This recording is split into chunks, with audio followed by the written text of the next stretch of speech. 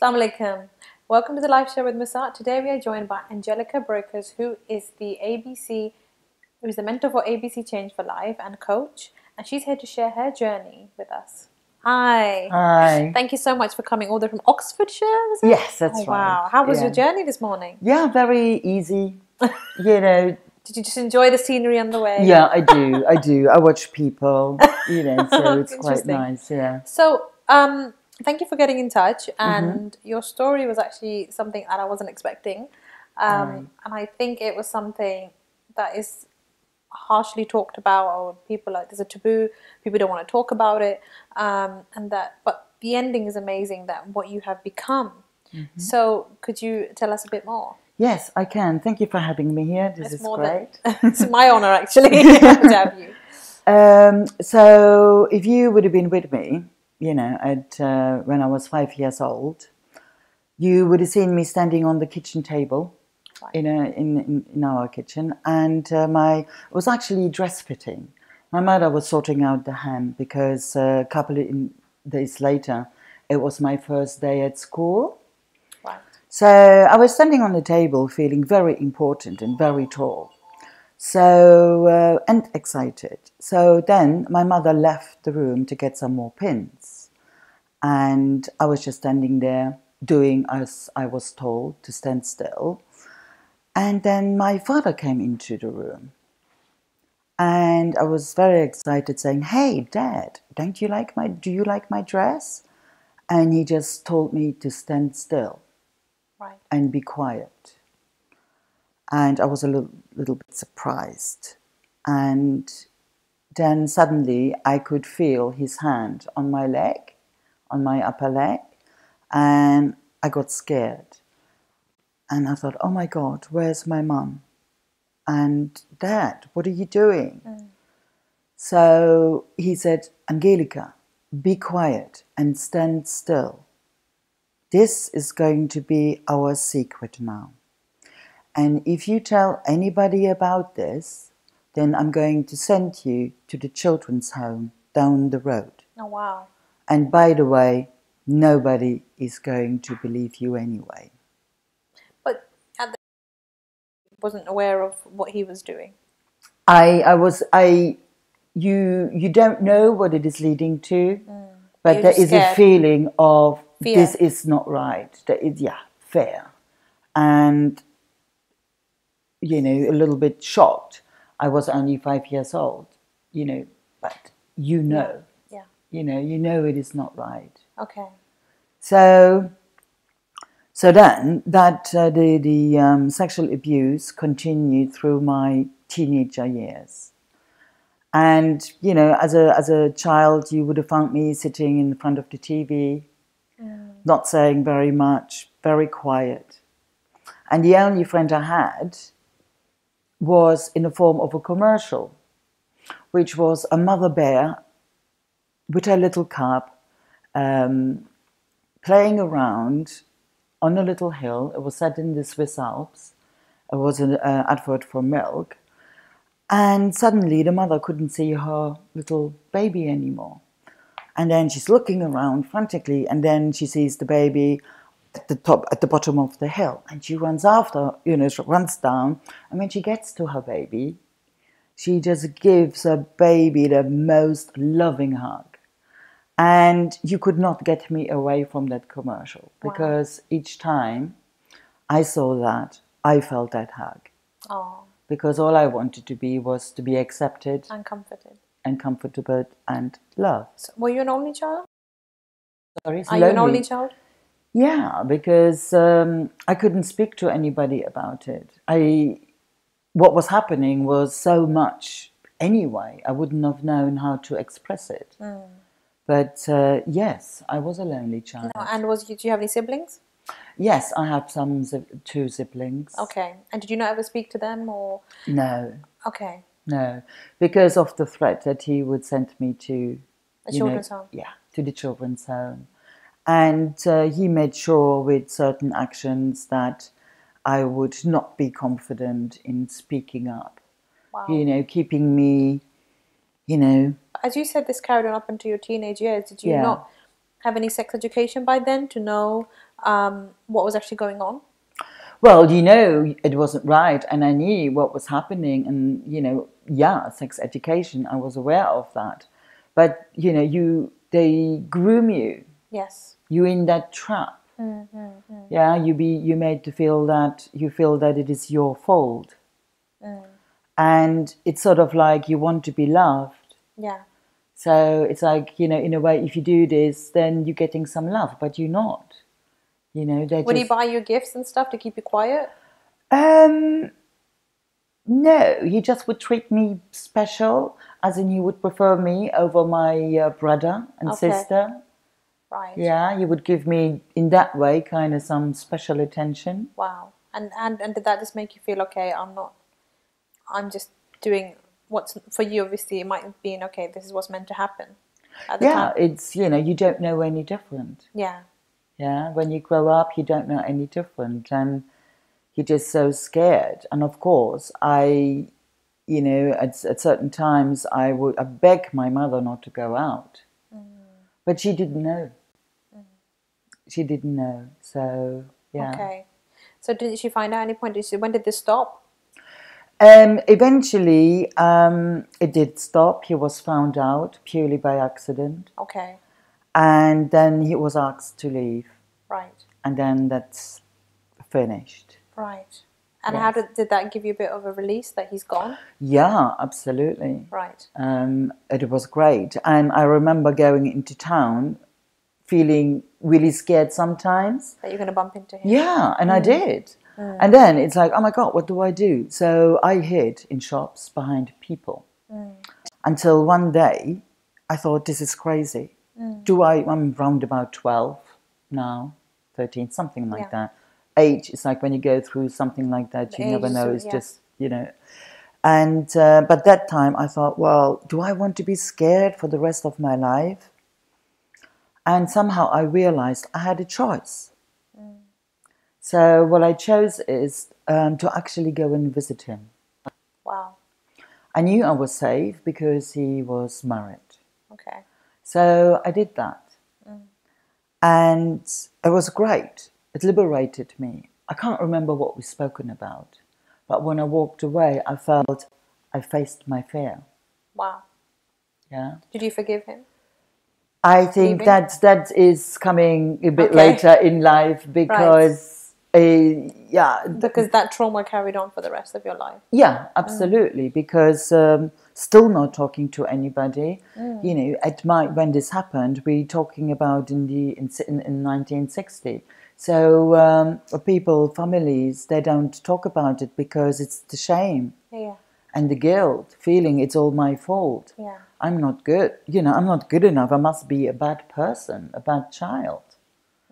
So I think it's even harder to accept, especially, okay, sexual abuse in itself is a scary subject for the victim, whether you're abused by, you know, because mostly you hear stories of stepfathers or step siblings, but you would never, it's very rarely, or, you know, maybe it's not spoken about that, you know, your own father, your own brother, you know, yeah, and these things happen. So Yeah. it's for you, you're in a very much more confused state because you have this blood relation. yeah, And you don't know, like you said, you think I must be the bad person because, and this is my compensation for it, yeah.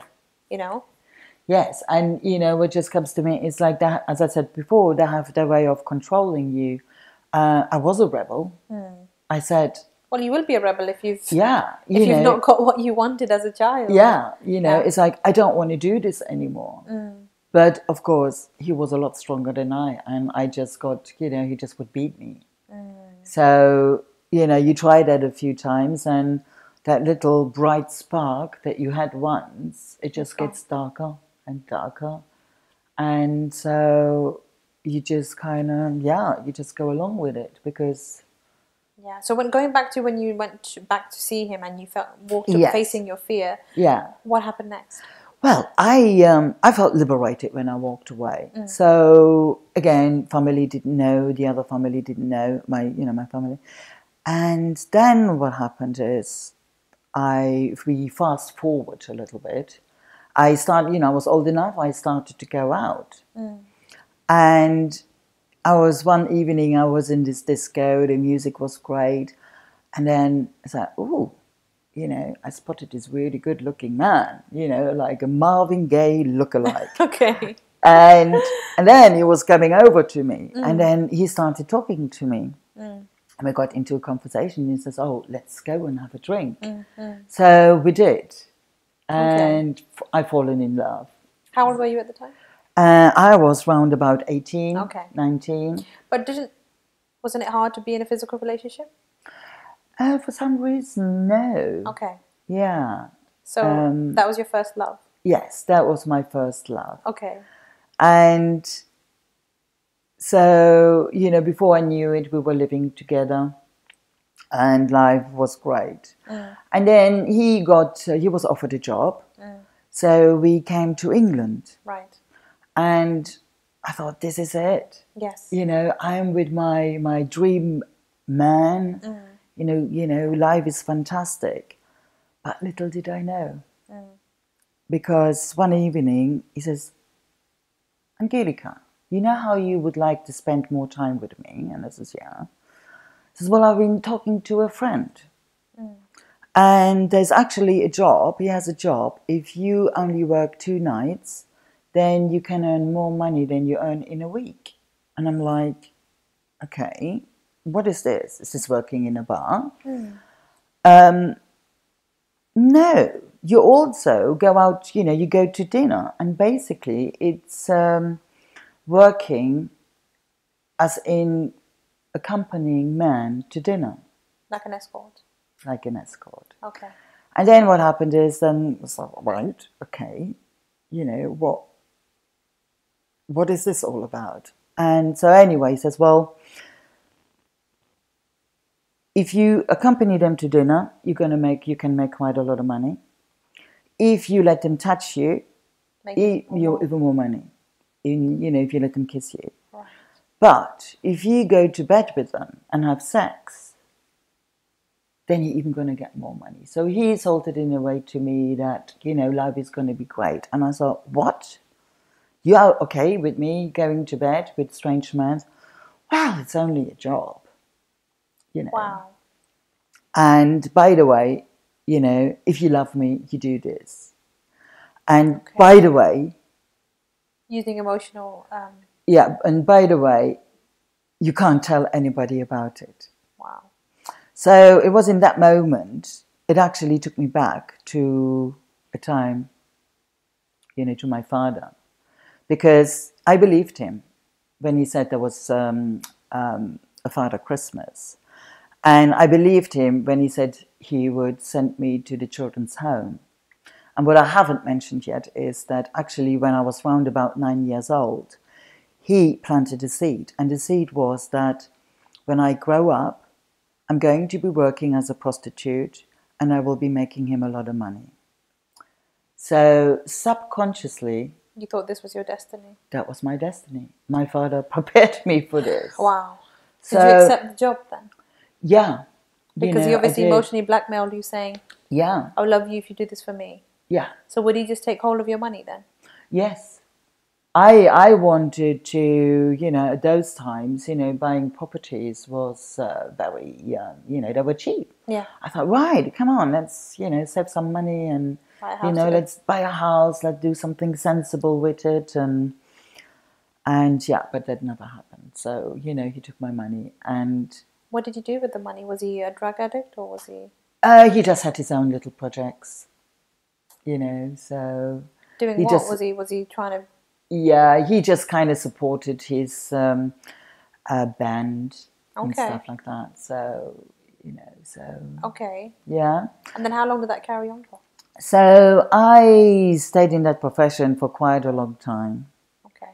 So round about until my 30s, round about my beginning of 30 years old. So, but the day came, I left him. So I wasn't happy. I wanted more because I started to read books. I started to mix with different people, and somehow I got the courage to leave him because I really wasn't happy. And I stayed in the escort business because I didn't know what else to do. So, big step, living by myself. And again, I thought, well, there must be more to life than this. So I started looking for opportunities. And then it wasn't until I was with a client of mine, he was divorced, and he was like Sean Connery look-alike, you know. And we were on the Isle of Wight having dinner. And he said, what is a woman, a young woman, beautiful, clever woman like you doing a job like this for? I said, well, I don't know what else to do. I'm dyslexic. I don't have any grade school qualification. I don't know anything different. Did you open up to him about your abuse? No. Okay.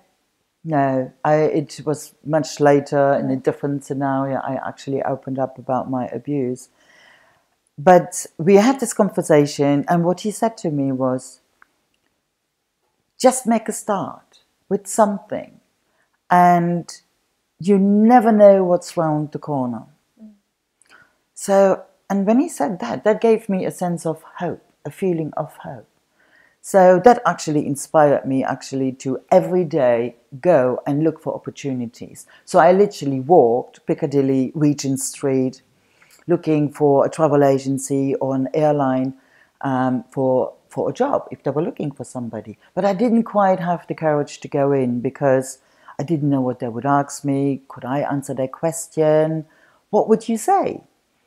So until one day, I was at a friend's dinner, and we're having a conversation. Somebody said, "Oh, aren't you looking for a job?"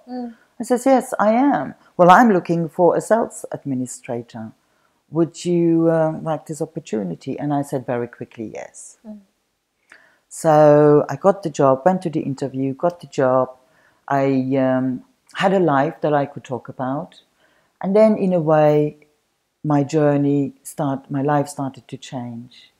I met a man, I got married, yeah, and it was great. I learned new skills. And, you know, again, if your life goes on, got divorced, other stuff happens, the normal stuff that happens in life, you know, happens as well. And then I decided about 7 years ago, or maybe a bit longer, that I don't want my experience to go to waste. Yeah, because How did you overcome those experiences? Because yeah, it's quite traumatizing to be being brought up as a sexually abused child, and then going on again being sexually abused, but being used for your physical being, and then moving on and making a change. What something must have happened in between that you said, yeah. this is not my destiny. Yeah, I actually felt that, and I felt very, very strongly about it. And it was actually after my divorce, when I was single again, that I started again meeting different new people. I started to read books, self-help books. So did this replenish your subconscious mind? Yeah. No, this is not how it was meant to be. Yeah, From what this your is father not- kept saying to you, that you should be grown up. You're going to be grown up to be a prostitute and blah blah blah. Yeah. So Yeah. it broke that cycle. Yes, it kind of broke that cycle, learning more, self-awareness, self-development, Right. finding acceptance, changing my belief, you know, from a limiting belief to a positive belief, and actually knowing that I had a choice. Yeah, that was a process. Yeah, which took quite a while to happen to be now this person. So you know, and finding acceptance is just also in a way taking responsibility and accepting what has happened to you or not doesn't make it right what has happened to you. Yeah. It just helps you to forgive and to move forward, to leave the past behind you. Actually starting to have different kind of thoughts about yourself, because this is where it is all happening. It's the story that we tell ourselves. So I basically, with what I learned and the courses that I did, I started to change the story that I was telling myself and to other people. And it came a positive story, bit by bit. So, so then 8 years ago, you saying, is that when you started? How did you start telling your story? Then did you start writing, or did you start speaking? Well, yeah, what I did is, first of all, I started talking about it. I started talking to friends about it. There was this incredible urge for me to speak about it, Yeah. and it just happened, you know. So Did you ever speak to your husband about it? yes, I did. He knew, but then you only tell so much. Yes. Yeah, you only tell so much. He had an awareness of my past, and he also had an awareness of, well, my previous job. Right. So Did he not support you in any way in that sense? he was totally fine about it. He understood. Right. Yeah. So that was really great. That's good. And that was very healing for me. Yeah, because at least you're opening up slowly Yeah. and having that acceptance that, because I think when you're grown up, you're told, like you said, you're saying, you're going to be thrown into, you're the bad person and etc. And just having that relief that no, even if that person isn't qualified or whatever, or like your friends, if they just Yeah. give you that acceptance, Yes. it's just like that bear in the advert that you're seeing, like it's okay, Yeah. relax, this is not your fault. Yes, this is it. Yeah. And I think that is a very kind of slow process. Yes. Because you're more able you are to talk about it. The shame Yes. that people hold, it kind of starts to lift. Yeah.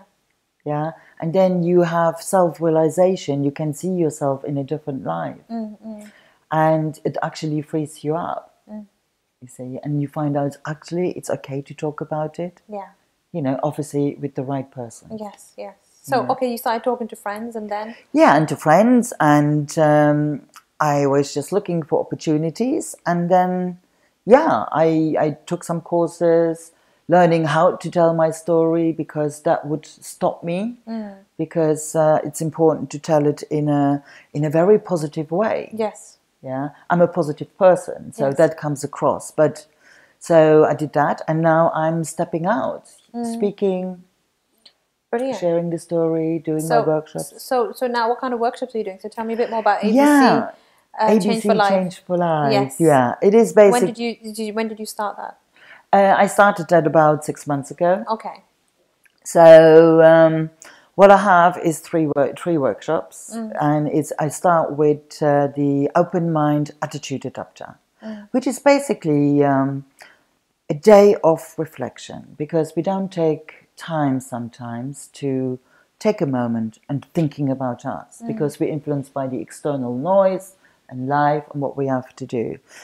And it is these 3 days of workshops, they are building a platform of making changes, because it's about looking at your attitude, acknowledging where you are in life, making an action plan, a goal, or setting the intention, and actually becoming aware how happy you are in life and what you're happy with and not. Yeah, to get a gauge. So when you know where you are in life, then you actually can start making some changes, and you know what direction to go into, and also who to ask for help, because we can't do it by ourselves. And has this had a big impact on your audience? Are they finding the right help and being more Yeah. open like yourself? Yes, they are. They are becoming more open. They are more assertive. They're having an awareness what they actually want to do, because they feel mentally stuck, going Yes. round in circle. They have a dream. Maybe just simply they want a job promotion. Maybe they have a bigger dream. Maybe they're happy as they are, but they just want a little bit more out of life. Yeah, it's about to become your authentic self. It's reconnecting with who you really are. Yeah. Which is the process that I had to go through, because when you're born, you're this lovely smiling baby, Yeah. and then life happens. Yes. Yeah, and it forms us, and therefore we live according to these beliefs that we are given, and then it's undoing these beliefs. How would you say this has changed you as a person now? If you was to go I, from back then to today. yeah, I am still the same person. Yeah. And instead of trying to be somebody different, because I didn't want to feel the shame, I didn't want that story, I integrated what has happened to me and I'm at peace with it. And so I'm still the same person. But, I can see the experiences that I had made me, in a way, who I am today. And I love myself who I am today. That's wonderful. Yeah. And, I'm grateful for the experiences that I had. Because without that, I wouldn't be who I am today. So that's the most important part of life, is if you embrace it and accept that, yes, I have gone through this, I have gone through such an experience because it's going to benefit me in such a way. That's the easiest way to heal. Otherwise, rather than sitting around and blaming the world for being a bad place. Yeah. Which is why people get mentally stuck. That's right. They don't want to move on, or and then they start getting mental illnesses, or it just slowly builds and builds and builds and builds up until, boom, that's it. The person cannot take it anymore. Yeah. It's just a very vicious cycle. And you should, do you must count yourself lucky now that you've overcome all this. Yes, absolutely. I'm the only way I can say it is that I'm truly grateful, because having been through this journey, it is hell. Yeah, of The course it is. I self-doubt, can't even imagine it. the shame that people experience, and I'm just so glad. And that's why I want to help other people as well, give them hope. There is a way. Yeah. Try and be who you are. You can't be anybody else. And this is, like you say, that's why people get ill. They're trying to be something else and somebody else. And yes, meeting up to expectations. Is suppressing. Yes. The pain, the thoughts. It's about allowing it and allowing it coming through you and letting it out. And wow. Okay. So, and I'm actually quite in awe of the fact that you've spoken about your journey in such an elegant way. Anyone else would break down. They would break down in tears, and because it's something that's unimaginable. The one who goes through it will know what it feels like. Yeah. And for you to bring it out in such a positive way is phenomenal, because now, whoever watches you and sees you today, they're going to know that, there's always a way out. It's not a dead-end tunnel. It's not a dark tunnel. And like you said, like when you were young and the spark was fading, I'm sure the spark is much brighter than it could have been. Yes, absolutely. So before we go, I would like to ask you, what kind of advice would you give to our viewers that they can start applying today to make that change? Well, find help. If you are in an abusive relationship at the moment, or if abuse is happening to you, find somebody that you can speak to. Or if you not anymore being in an abusive relationship and you never have spoken about it, find somebody that you can trust and speak about it, process it, because it might be holding you back to actually living the life that you dream of, that you desire, regardless if it is a big desire of, the most important thing is to be truly you. And if you be truly you, without the shame, without the guilt, without feeling stuck, then you are your authentic self. And that's enough, because you are good enough. And there is this authentic person in you that you wanted to be perhaps for a very long time. So never give up, find help, speak to people that you trust. Thank you so much. As much as it's been amazing having Angelica on today, and I think the way she tells stories, you just want to sit quietly and listen. That's why I didn't ask her too many questions. Like she said, if you are in an abusive relationship, if you have gone through an abusive relationship, whether you're male or female, from a young age, there is help out there. Go out there, find that help, and make that change of your life. Don't let it break you down and bring you even further down, because you are not in this world for that purpose. You're here for a bigger purpose. So until next time, thank you for watching the live show with Musart.